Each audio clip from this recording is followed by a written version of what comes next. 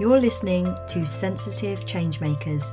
This podcast is created for highly sensitive leaders and is designed to support you to embrace your strengths and gifts so you can feel more confident in your own mind and body and live a life with intention, purpose, and more importantly, joy. I'm your host, Kate Carter, a fellow HSP who has a BA Honours degree in education, is a fully trained and qualified professional coach and NLP practitioner, and has over 17 years of teaching and over 3 years of coaching experience supporting highly sensitive people. I believe that you can do anything you want to in this life, but that sometimes the path forward becomes muddy with self-doubt and fear of failure. It's my mission to help sensitive thought leaders peel away the self-doubt and stories holding them back, for them to see their own beauty and strength so they can increase self-confidence and self-trust through thought and embodiment work and see their path clearly and move forward confidently, living their life with intention and purpose. I would love for you to come and join us.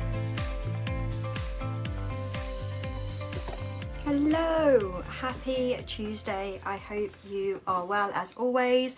Welcome to day 2 of Release Anxiety. We are going to be digging into all of the information and the science behind thought patterns and how you can use this to support you in saying goodbye to anxiety. So just to recap for those people who haven't managed to catch up on the replay yesterday we looked at the body and emotions, and what's really kind of special and unique about that is when you are working with the body, when you are working with emotions and how they feel, you don't need to understand why, which is such a powerful shift.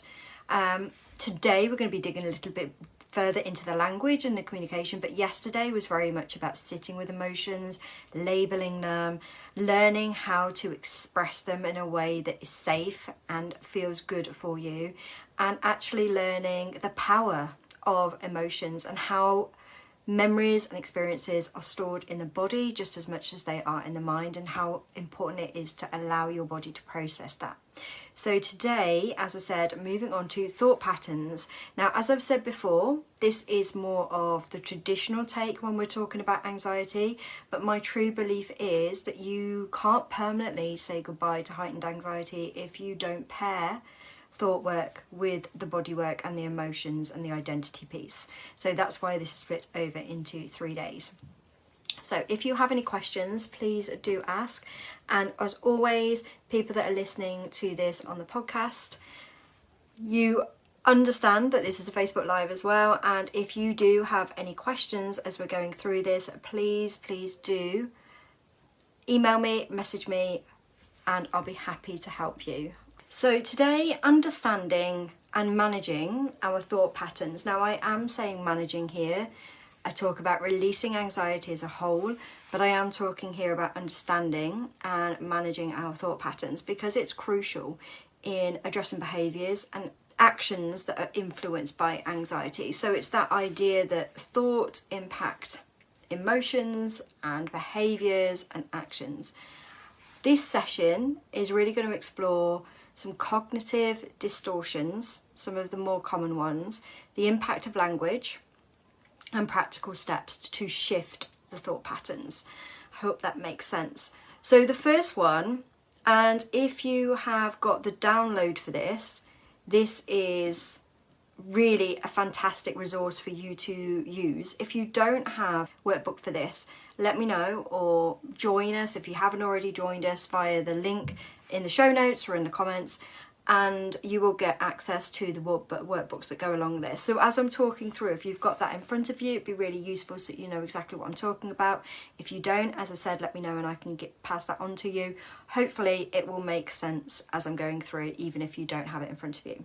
So the language we use when we are talking to ourselves is so important because it impacts how we experience our world and on the actions that we do or don't take.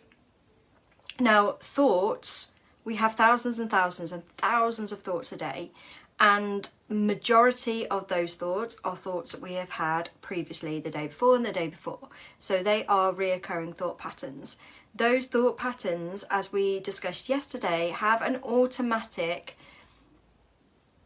link to a behaviour or an action that we have strengthened over our time on this planet. So if you think about what I was talking about yesterday, about sort of a cell being joined to a cell by a link, and the more you use that journey, the more your brain uses that journey, the stronger the link gets. The less you use that kind of that journey between the two, the more wobbly and weak that link gets. And so what has happened over time is the same thoughts have happened, which have created the same feelings, which have created the behavior and the actions that we're taking or not taking, and it's become automated, because our brain is an amazing thing, and it is always, even though it doesn't feel like it sometimes, it is always trying to help us out, and it's always trying to make things easier. You know, it being easy and taking the easy route is less energy, and our body and brain is always looking at ways for reserving energy. And so it will try and automate as much as it possibly can. So if you've done an action or thought a thought which led to an action over and over and over again, that will then become automated. And it then becomes really ingrained, depending on how deep that is, how long you've been doing it. Sometimes it's very intertwined with your identity, and so it's really difficult to see it for what it is. This is why one-to-one support is great, because you have that mirror that is mirroring these things back to you, and you go, oh my god, I didn't even realise that was a story I was telling myself, or I didn't even realise that's a belief I had about myself, I just thought it was who I was. And I hear that quite a lot. This is just who I am. Well, actually it's not. It's a story that you've been telling yourself over and over again, very subconsciously. It's not like, there's no blame here, it's not like you're in the wrong for doing it. It's just how your body and your brain has conserved energy, how it's been working, how it's been best been put to use over years and years. But it is just, for most people, it's a belief that you have about yourself, or your place in the world, or a story that you've been telling yourself over and over again. And your brain is really sneaky, so it will provide evidence using what we were talking about yesterday with the hippocampus, bringing in that, which is where memories are stored.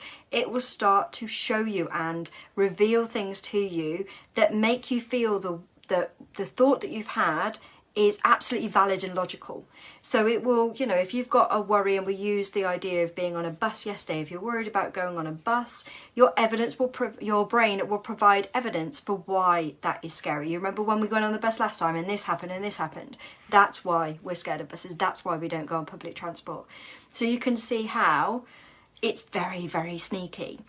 And as I said, it's there originally to help you. That's why it's there.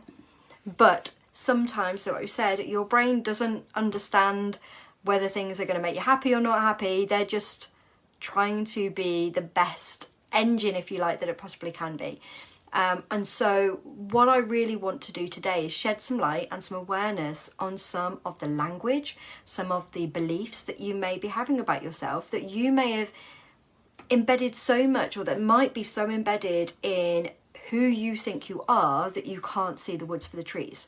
And unless we shine a light on this, unless we start to bring this to the conscious, to the awareness, we can't change it, because we're not even aware that it's a thing to change. And so I'm hoping that is part of the journey today, and then you will have some tools and techniques that you can use to help you on your own journey. Okay, so the first thing are cognitive distortions. So these are different things that we may do that really don't support us. They're not incredibly very helpful, because they allow us to see the world in a distorted way. So it's not necessarily factual, or it's not based in any kind of fact. It's our perception, and these cognitive distortions are feeding that perception and making us feel like this is very real, this is how things are, when in fact they're not. Okay, so the first one is all or nothing. This is that black and white thinking. This is when you use language like always, never, all the time, every time. And you can often find yourself saying things like, I'm always like this, I'm never going to change. It's that kind of language. So it's really, it's something that, it's a perception that you see of yourself more so than anything. Sometimes it's a perception of how you see the world. And it's making it very difficult to shift that thinking, because it's always the same. It's never going to change. Hope that makes sense. That's the first one. And the second one is one that I still comes up for me, and I really have to create an awareness around it and shift it. And it's not an easy one, because I think it's one that is very embedded in our society for a lot of us, which is the shoulds and should nots. So I should be doing this, I shouldn't be doing this. Now, the interesting thing that I feel with shoulds and should nots is most of the time when you say these things to yourself, it's not your voice. When you're saying, I should do this, I should want to do this, I should be doing this, it's not necessarily your voice. It's become your voice over habit, but it didn't start off as your voice. It may be a parent, teacher, somebody you really respected or admired, and you've taken on that and think, well, I should be doing this. And it's just interesting at this first point to notice when you're using it and in what context you're using it. The next one is labeling. Now, labeling yesterday we talked about in terms of emotions. That's a very healthy thing to be able to do. I am feeling angry right now. Now, today what we're talking about is not that kind of labeling. It's like it's a label on how we see ourselves. So it's, I'm stupid, I'm an idiot, I'm whatever, stick yours in there. But it's a label that you have about yourself. And again, this is a difficult one to shift because it's linked with identity. And identity is huge, and we'll be talking more about that on Thursdays, day 3. But identity is a huge part of this puzzle. So when you're labeling yourself, when you're saying, I'm so stupid, I'm an idiot, etc., you are believing in that so much that that's exactly who you see yourself as. And it's really difficult to separate the label and the identity. And that's part of what we need to do in order to distance ourselves from anxiety, because once we start to distance ourselves, we can see it for what it is rather than something that belongs to us. Okay, so labeling. Catastrophizing. I get there in the end. Catastrophizing is looking at events and situations and thinking the worst case scenario. So this might be, I'll give you a great example of what used to happen to me when I was a kid, okay? And this may sound bizarre for a lot of you, but it is true and what used to happen to me all the time. So when I was at the height of my panic disorder and anxiety, and I wasn't eating because I thought everything was poisoned, I was very, very poorly at this point. I would walk, if I walked past a bush with berries on, I would assume that I've eaten one or that something's gone in my mouth. That is the type of thing here. We are in a situation, and that's, I've put like a worst case scenario on that one. That was one of mine, and you can probably think of maybe some that you've thought of, probably hopefully not quite as severe as mine, where you've catastrophized something, where you've been in a situation and you've immediately thought worst case scenario. One of them is flying or going on transport and assuming it's going to be, you know, a horrible crash or anything like that. That is one of the things here with catastrophizing.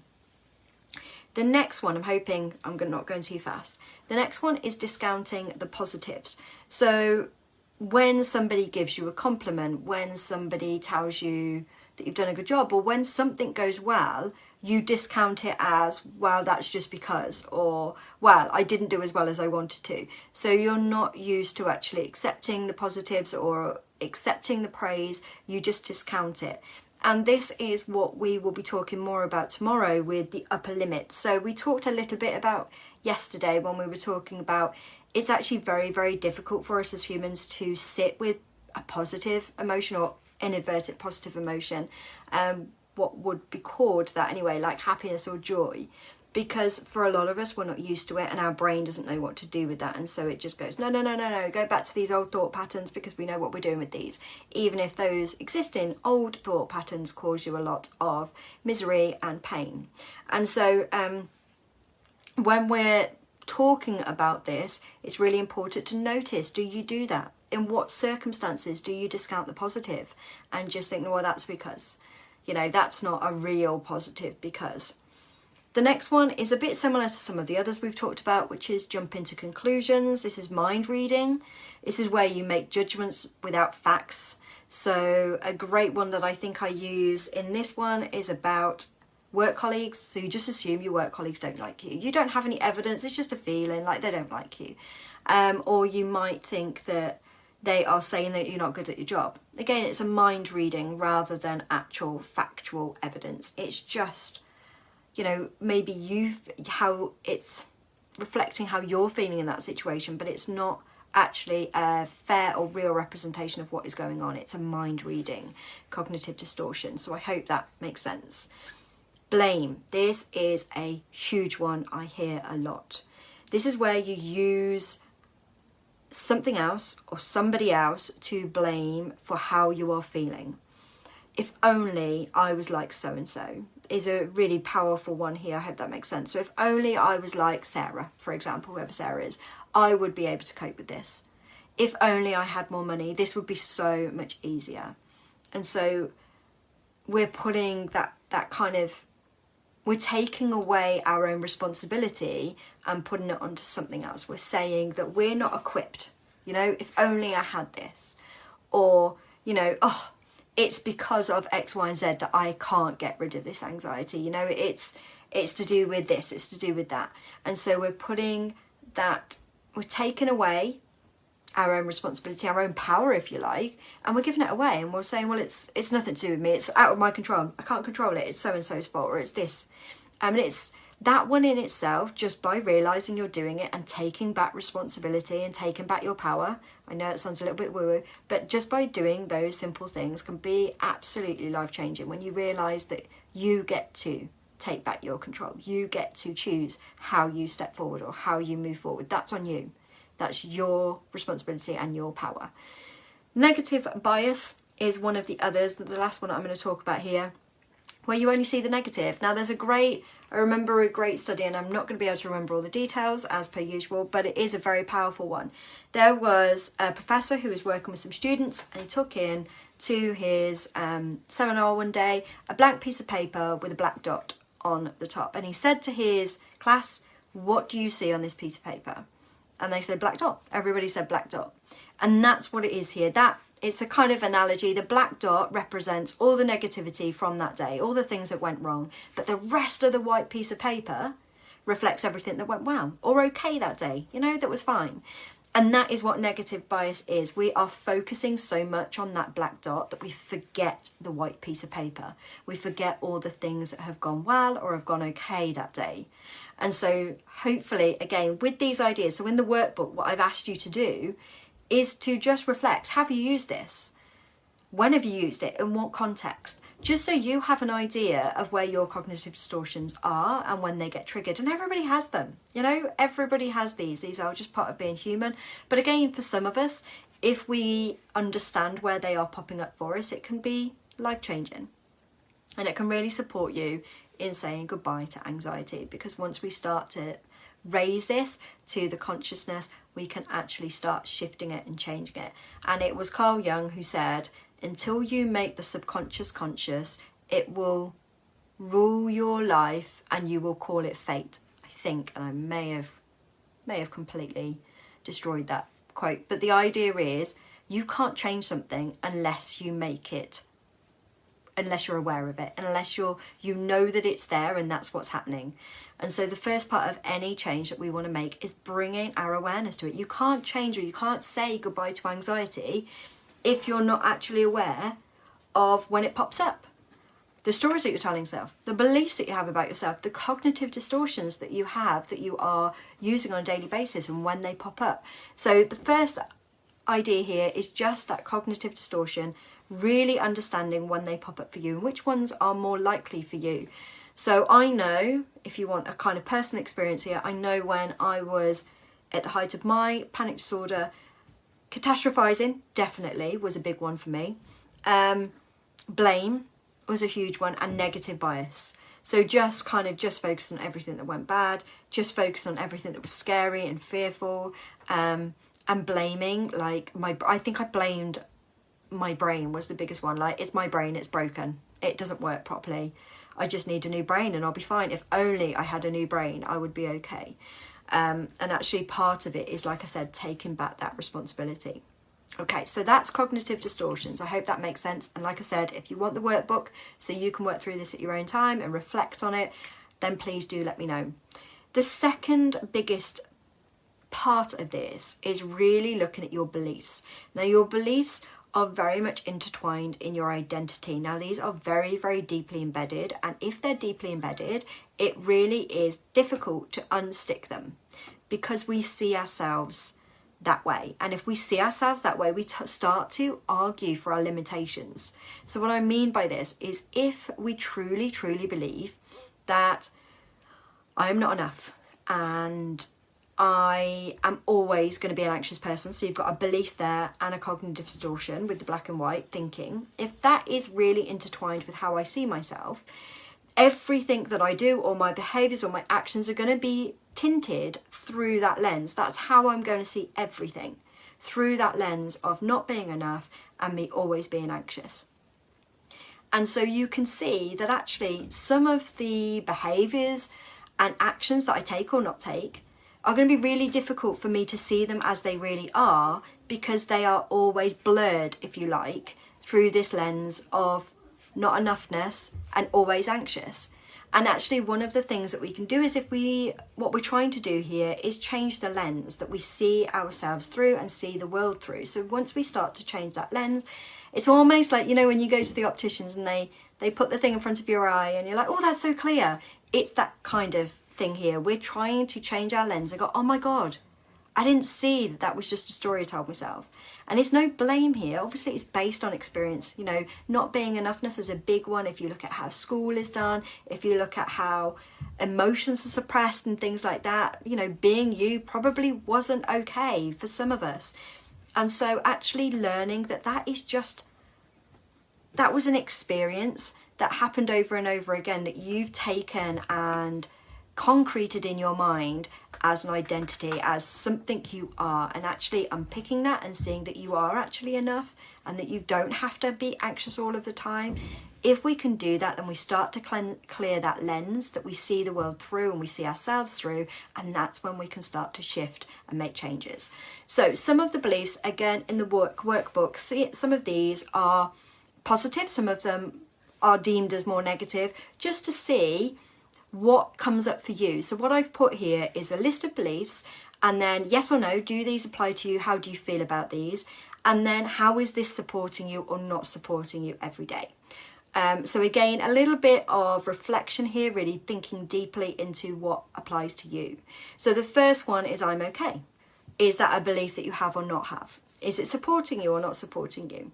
And that's kind of the idea with all of these. So we've got I'm okay, I'm lovable, my opinions matter, I deserve happiness, I'm smart, I can work things out, I can do anything I set my mind to, I'm hardworking, I'm attractive, I believe in myself, I don't like myself, I don't deserve to be happy, nobody loves me, I'm difficult, everything is my fault, I'm a weirdo or different, I'm not good enough, I'm not worthy, the world is dangerous, I have no control, I can't do this. So there's just some there. Those are some of the top ones that I've heard over the last 5 years, and some that are sort of embedded in research and studies. So you've got those there, and it is just, again, really bringing your attention to where these apply to you. Are they ones that you find, yeah, actually I do say that to myself and I didn't even realise I said it to myself? Is it supporting you? Is it not supporting you? So the idea here is we're just starting to pick away at our identity, which we will then look at more detail tomorrow. But we're just starting to gain a bit of awareness around how we see ourselves, the lens that we see ourselves through, and the world. And actually, at this point, all we need to do is, do I think that? And how is that supporting me or not supporting me? And just bringing your attention to, you know, I'm not good enough. That's not supporting me, because it means that I pull back from things. I'm scared of doing new things. I worry about what other people are going to think. And so you can start to see how this belief that you have about yourself is affecting different things in your world. So I hope that kind of makes sense. So far we've done cognitive distortions and beliefs. And then what I would like you to do here, and again, for some people, you can do this relatively quickly. For some of you and for a lot of clients, I would work on this for about a week or two, just looking at cognitive distortions. That week might set them, you know, a challenge of a week of just looking at cognitive distortions and looking at where it applies to them. and then having a session around that and just reflecting and talking it through. And then we might have one on beliefs. Okay, let's have a week on beliefs. Where do these come up for you? Are they helpful, not helpful? Have you got any like real life experiences of where these have affected your behavior or your actions? And then once we've got a clear idea of those two things, we can start to apply it specifically to anxiety. So the first two bits are just really getting to know you better.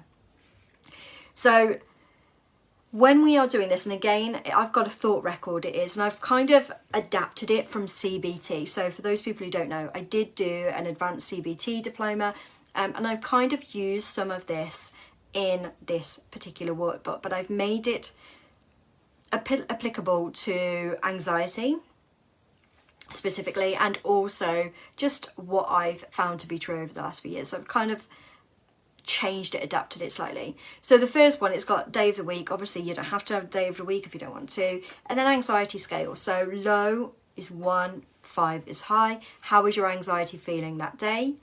And then what happened, describe the situations. What was it in that day, if you had a high anxiety day, that actually made it a high anxiety day? What was it? What happened? And then what were your thoughts and what were your beliefs? And this can take some digging, and it can take some getting used to. It's definitely a piece to start off with that you will need to do on reflection, so maybe the end of a day rather than during the day, so you can have that time just to kind of think it through. And again, what we're doing here is we're bringing that subconscious to the awareness, so to our consciousness, so we can actually start to become aware of what is happening for us, on how we see ourselves, how we see the world. And if you need any support with this, as always, I'm always available to support you. So please do let me know if this is something you would like some one-on-one support with, especially around beliefs, because what I found to be true is people are good at putting their anxiety scale, like, yeah, today was a 4, it was quite a high anxiety day, this happened. They're good at saying what happened. They're good at saying what the thoughts that came up, but their beliefs might take a little bit more digging. So for example, you might have a 4, high anxiety. What happened? It might be something didn't go well at work. I felt really like I'd let everybody down. It really made me feel rubbish. Thoughts, I let people down. I'm rubbish at my job. Beliefs might be I'm not good enough. But we may not know that until we do some digging. So the belief section, if you want to leave that one blank and just focus on the what happened and the thoughts, that's absolutely fine at this stage. And if you need any support with digging in a bit to the beliefs, let me know. And the reason that that beliefs part is there is because, as I said, it is linked to identity. And when we look at day 3, and when we look more into identity, you will understand how important that is. Okay, so we've gone through some tools and techniques here for you to gain some awareness, and that is really, really important. Like I've said, some people stick with just gaining awareness for a number of weeks just to get a real clear idea who they are and what is going on, because for some of us, we've never done that before. We've never really taken a good deep look into going, oh my God, I do say that to myself a lot. I do think that about myself. I do believe X, Y, and Z about myself, and I didn't even realised it was just automated. It was just that instant feeling or instant thought. So now that you've got a good idea of the different cognitive distortions and beliefs that you have and the events and situations that trigger these, it's important to go a little bit deeper. Okay, but as I said, for some of you might not want to try this until you spent a good couple of weeks in the awareness part. The other really important part that I always start with every single client when we're doing work like this is we will really cement in an anchor. Like as we were speaking yesterday, if you haven't quite caught up with day 1, an anchor is a feeling in your body where you feel safe. And I always start with this, whatever I'm working with the client on, because it enables us to come back to this safe feeling when we're working on more of the uncomfortable thought patterns or the uncomfortable feelings, we've always got a place to return to.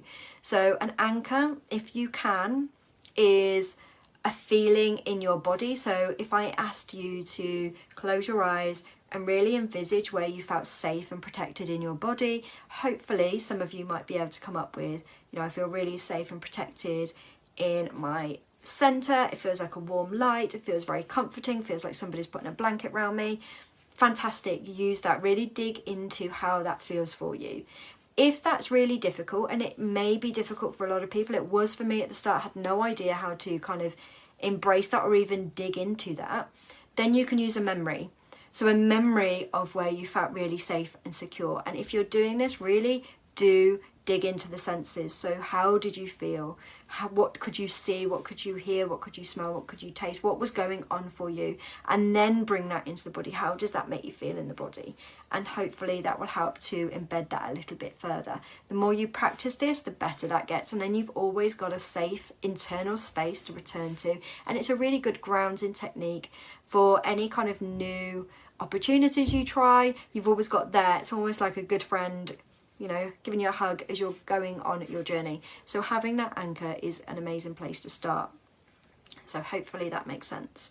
So we've got here, and I'm going to say this again because I think it's really, really important to stress here. We have thousands and thousands of thoughts a day, and most of them are thoughts that we've had on repeat, and most of them are negative. Okay, so they are unhelpful. We've automated this on a very subconscious level. It is not, there's no blame here.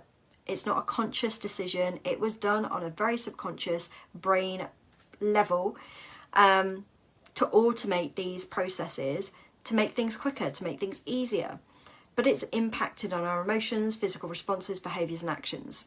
So a thought such as I'm stupid, when you can't work out how to do something at work, leads you to feel worried that you're going to get into trouble, which leads to a racing heart, sweaty palms, which leads to you saying extra late, figuring it all out of your own and not getting enough sleep when you get home. And then it becomes that vicious cycle. So hopefully that kind of helps.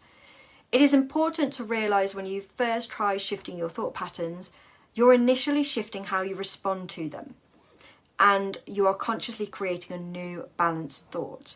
However, as your brain is truly, truly amazing, the more you do this and practice it, the more automated it becomes, and you will find that we no longer have the initial unhelpful thought in the first place. So what we're trying to do, this is when you hear people talking about rewiring your brains, you are taking that very strong automated link that we were talking about, and we are trying to break that link down and make it into another link that is more helpful. So if you can imagine you've got unhelpful thought that leads to unhelpful behaviour, for example, whatever that is, but if we just make them really general for the moment, because it'll be specific for every person. If you can imagine those two things, that link between those two things currently is very, very strong. You have no awareness around it. It's just what happens to you whenever you get triggered. Okay, you have an unhelpful thought that leads to an unhelpful behaviour. What we're trying to do here is, first of all, break this one down. And we do that by creating awareness. I didn't know I had that thought to start with. I didn't know it was related to that belief. Now, obviously, I'm simplifying things here for ease, but I'm hoping it helps. So we start to break that thought pattern down so that it stops leading to that unhelpful behaviour. But at the same time, what we're also doing is we're creating a new helpful, balanced thought. So when we have when we get triggered, or when there's something that happens in our external world, instead of it being an unhelpful thought to an unhelpful behaviour, it starts to become a helpful thought that leads to a helpful behaviour. And so we're really trying to just shift, break down those initial automated responses, if you like, and create new ones. And this is creating new habits. Now, if you've done any habit creating in your life whatsoever, you will know it needs to be practiced. It's something that will not become automated unless you practice it. And yes, you can do things like hypnotherapy, visualization, meditation, all of those things, which can, to a degree, speed these things up. But it is important that you realise that it will stick the more you do it. Okay, hope that makes sense so far. So I'm going to break this down into steps, and then hopefully you will have a good idea of what you can do and how you can try this out. So step one is what we've already discussed. It is creating that awareness and observing what is already happening. Okay. Step two is looking at when a thought pops into your head. So having an awareness is vitally important so that we know which thoughts are leading to unhelpful behaviours, or in this case, anxiety. And we need to break it down as to whether this is a helpful thought or an unhelpful thought. Some of them can be helpful. So a helpful thought is realistic and it will put you at ease and they will normally lead to a solution. An unhelpful thought is something that is unrealistic and can be based on one of those cognitive distortions that we were talking about earlier, and it often leads to feelings of anxiety. Can you label it? For example, are you thinking all or nothing? Are you catastrophizing? Are you mind reading? Just actually, like we were doing yesterday with emotions, actually labeling what's happening here can be super helpful. So the process of labeling helps you to distance yourself from the thought and see it for what it is. Rather than part of who you are, you start to see it as a thought I'm having rather than I am this thought, if that makes sense. So you could say, this is unhelpful, I am mind reading and I don't know what other people think. So for example, again, I've put a little support box. If you feel that you need the extra support, by all means use it, and if you want it, let me know. So the thought, I've got an example here. I know that they hate me and think I'm stupid. So this is in relation to work colleagues. The emotion it's creating is anxiety and sadness. Physical response, rapid heartbeat, sweaty palms and dizzy. Behaviour, I'm going to avoid my work colleagues and sit on my own. Why is it unhelpful? Because that means I always feel lonely at work. And then what could be my balanced thought? I'm mind reading here. So my balanced thought is I'm actually going to label what I'm doing. I'm mind reading. I don't know what other people think. So that might be my balanced thought. So you can see by just the process of me labeling what's happening and how my cognitive distortion, if you like, that I'm using here, just by labeling that, you can actually create a balanced thought just by labeling. So I'm mind reading here and I don't know what others think. Now, obviously this is a starting point, but combined with the work that we were doing yesterday with emotion in the body, you can see how powerful this can be. So again, I've got a table for you to fill in of your own if you want to. Okay, so I hope that makes sense so far. Step 4 is start an evidence bank where you note down where your thoughts were wrong. For example, you feel lonely at work and like your colleagues don't like you, but then one of them asks you to lunch. Write this down in your evidence log. It's evidence that your thoughts, your initial thoughts, were actually incorrect. And I find this super, super useful when I'm working with clients. I think I've used it on probably about 90% of clients I've ever worked with, which is creating an evidence bank against what your initial thought was. Because like we spoke about before, when you have an initial thought that is unhelpful, that leads to anxiety, the hippocampus will provide evidence of prior experiences that back up that unhelpful thought. And what we need to do here is actually provide a counter argument, some counter evidence that actually shows that our initial thought was incorrect. Okay, I hope that makes sense. So what could be, if we've got an unhelpful thought like I know I'm right, they all hate me, and the evidence against that is, well, actually one of them came and asked me to lunch. So you can see how already, and again, this is about creating not only evidence, but it's about creating an awareness around seeing that white paper. So if you remember what I talked about with the black dot earlier, we are, instead of focusing in on that black negative things that have happened during the day, we're opening it up to the rest of the piece of paper. Oh my God, they did ask me to lunch. That is good. That is showing me that my initial thought was actually not based on evidence. It was based on a memory, or it was based on emotion, or it was based on something happened in the past. So hopefully that makes sense. It's a really, really good technique to use to support you in releasing some of those quite embedded initial unhelpful thoughts that you might be having. The next thing that I would like you to think about doing, and I realise there's a huge amount here that I'm going over, so please do go at your own pace, is make things easier for yourself. You're more likely to stick at what we're doing here if you make it as simple for yourself as possible. Like we talked about, your body and brain like ease. They like looking for the easy way. So stackable habits. This is something that James Clear talks about in his book Atomic Habits, and I think it's really a useful one here. So the process of mindset shifts and thought pattern shifts that we're talking about today can be tough, because as we've discussed, they can be deeply embedded, they can be ingrained with your identity, they can be just very sneaky. So when we're doing this work, if you can stack some of these ideas with something you already do that's already a habit for you, you're going to stick at it for longer. You're going to want to repeat it, and you're going to see those improvements over time. So for example, if you make yourself a cup of tea in the morning or a cup of coffee in the morning, you could say one of your most supportive, helpful, balanced thoughts that you've created to yourself. So it might be you're making a cup of tea, and as you're saying your cup of tea, you know, I normally mind read, I don't know what other people think. Just so that you've got that balanced thought. You might even shift it into, I don't know what other people think. Again, it's not overly positive, and that's okay. We're not trying to like plaster over things with a sticker and make everything positive, but we're just shifting the balance a little bit and thinking, okay, I was in a position where I thought they all hated me, where I wasn't liked, and actually I'm now starting to see evidence where that's not true, and I'm not a mind reader. I don't know what other people think. Okay, so I'm hoping that supports you in seeing how you can start to stack these habits onto an existing habit so that you're more likely to keep it going. Now, the other 2 points that I've got here, they are steps, but they're like mini steps. They're not big ones. They are generally quite simple to do. And again, they're simple, but they're really important. So step 6 is all about celebrating yourself. Celebrate yourself every time you work on this, every time you like reflect and write things down, every time you create a new balanced thought, every time you shift your thinking and see things differently. This might look like a jar where you put in a bit of money each time, every time you do it, or might be treating yourself to something if you want to say you've stuck at it for a week or 2 weeks, or it might just be telling yourself how proud you are of the fact that you are doing what you're doing. I'm so proud of you for doing this. I have a wins book where I write my wins down, and I would argue the smaller the better. Loads of people wait until they have a big win, like I haven't been anxious today. That's not enough. We need to go more micro.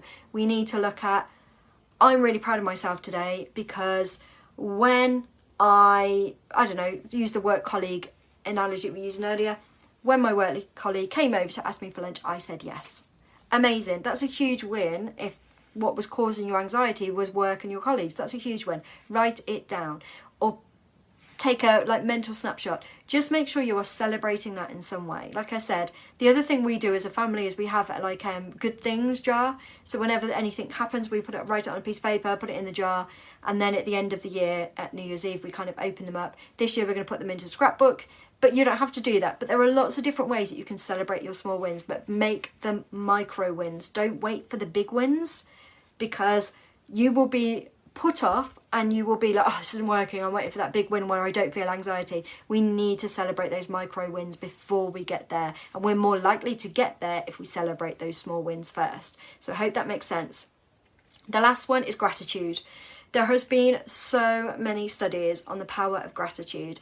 If you want to read something about it, Sean Aker in The Happiness Advantage talks about it a lot in his book, but there's so much evidence for the power of gratitude. Even if you do a couple of gratitudes while you're making your cup of tea in the morning, or as you're making dinner in the evening, or as you're brushing your teeth before you go to bed, stack it on a habit you already do. Make it easy and simple for yourself, but practice gratitude. It's so important. So I've put here, you might say quite thank you to yourself for doing this, or you might want to write it down. You might want to feel grateful for the support of others. You might want to be grateful for, sometimes I just love the way, and this is because of my highly sensitivity, I think, but sometimes I just love the way the light shines through trees, or I love seeing the trees sway in the breeze. That could be my gratitude for that day. I'm so grateful that I got to see that. I'm so grateful that I got to give my daughter a hug. Really, again, tiny micro gratitudes.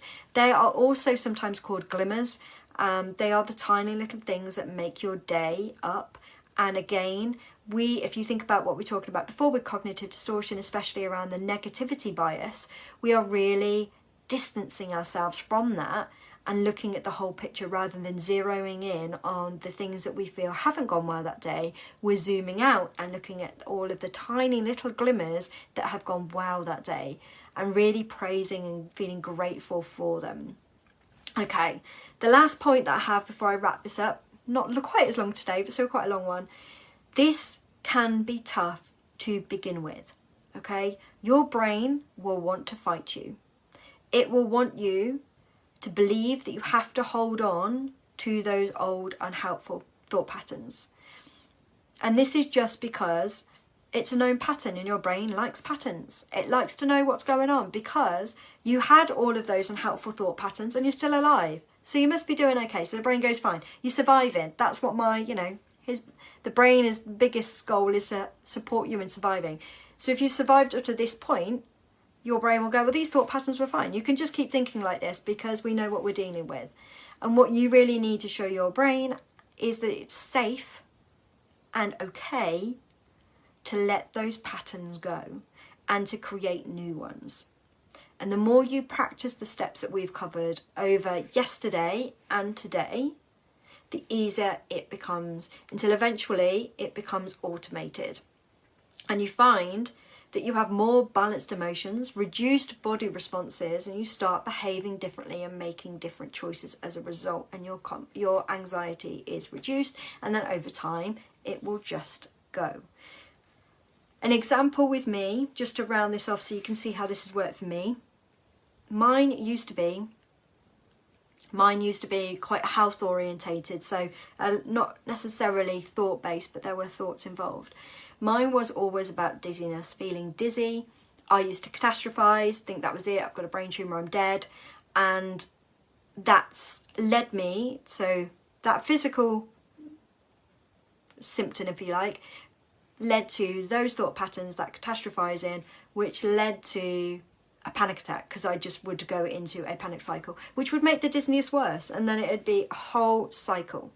I'm now at a stage where I still get dizzy because I had labyrinthitis about 10 years ago, which is fluid in the ear, and it comes back every so often. I've had a cold recently, so it's come back recently, and it does make me feel really dizzy, but I don't have panic attacks about it anymore. There is no panic attack. This is dizzy, I've been here before, we know why it's there, it's okay, and if it's not, we can sort it. And so really just showing you that has become automated now. I don't even have to stop the thought patterns, they just happen. The thoughts that I used to think when I was dizzy just don't exist anymore, they're just not there. So I'm really hoping that helps you to see how over time, and again, hypnotherapy, meditation, visualization, all of that can really support, because you can use the subconscious, get the subconscious on board a little bit quicker. And if you want some support with that, let me know. But you can do this, and you can make change, and you can say goodbye to anxiety. So I hope that's really been supportive. I know there's a huge amount that we've covered today. The workbook really does help for this one in particular, so if you would like a copy, please do let me know. If you've got any questions, please do let me know.